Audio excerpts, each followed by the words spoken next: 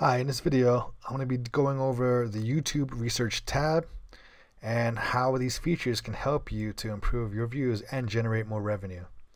So if you go into your YouTube studio, this is what it'll look like, and then you just have to go down to Analytics, and if you go to the top, and you'll see all the way to the right hand corner is this new tab called Research. And at first I was like, this is kind of interesting. I'm not really sure what to make of it. How accurate it is. So I had to play around with it for a while before I decided to make this video and share with you my results. So the very first thing you have is a search. You can search across YouTube, like what is trending, what's doing well. So let's say if I type in, let's say video editing software, you can scroll down and you can see that it's the search volume on YouTube is quite high. You can do something with AI. Let's see how that goes.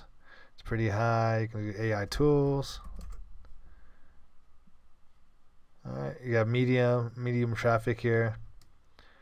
All right, so you have AI tools, free AI tools, best AI tools, and so on and so forth. So basically, if you want to just use this as a research tool to see what's trending across YouTube, you can do that. But I feel that the power is more within this tab right here, which is your viewer searches. So basically, all the viewers that come to my channel, they search for these terms, and it shows me what they are in what order. So the first term is AI, and that's natural because I cover a lot of AI tools. And then text to speech is another one. That's also, common topic I cover.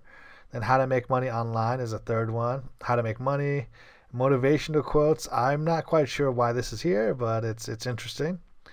And then affiliate marketing for beginners. Right. I'm not exactly sure what this is for. After Effects, make money online, and how to use Instagram. And then you can scroll to the second one, and so forth. This is what really helps me to create content that viewers will like. All right, so that's why and this is not just me saying it. This is what I've been practicing. So when I see AI, okay, I'm like, all right, you guys like AI tools, AI software, maybe free AI software, paid AI software. So I go ahead and spend money and time and research, and I do that, as well as text to speech. You see me cover a lot of text to speech software. I'm going to be covering what I think is one of the most realistic text to speech software. That's a paid software, but it's very, very good, and I'll show you samples of it. I'll show you a sample of that software later on in that video. All right, so I cover that. Right, so you can go back to my video history and see what I've been publishing. It's this one, right? How to make money online with AI tools or software. I cover this a little bit. This is the same thing. And then I cover a little bit of affiliate marketing for beginners. Right, so this is the tool that I use to kind of help me guide the direction of my content. And then if you keep going, I want to show you something that's more important, or very, very important, and that is this content gap right here. Right, so you just go through all these keywords. Right, they're gonna have something. Sometimes, not all the time.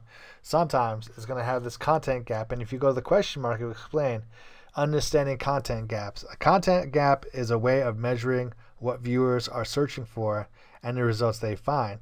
A content gap can happen when viewers can't find any results for their searches. Viewers can't find an exact match for their searches. Viewers can't find relevant videos for their searches. For example, the content is old or low quality. You may want to use a content gap as a starting point to research videos that don't exist or could be improved. All right, so this one had a content gap, and I created a video on how to remove a watermark. So I used it and I tested it out to see the results. It was decent. This is another one, how to unblock websites on school Chromebooks in 2022. I did a similar one on just how to unblock websites, right? Not specifically on school Chromebooks, all right, but I did something similar. So these content gaps are kind of like golden nuggets. They're telling you that, if you create a video on this, you will most likely be able to capture whatever traffic is set here, so long as the content is produced relatively well. And then other topics here are remote jobs, business credit, AI art. So this is a very powerful tool. I'm really happy that YouTube supplied it to their creators. The only thing I would say is that I've heard some channels haven't received this research tab yet. I'm not sure why, but I just want to put that out there.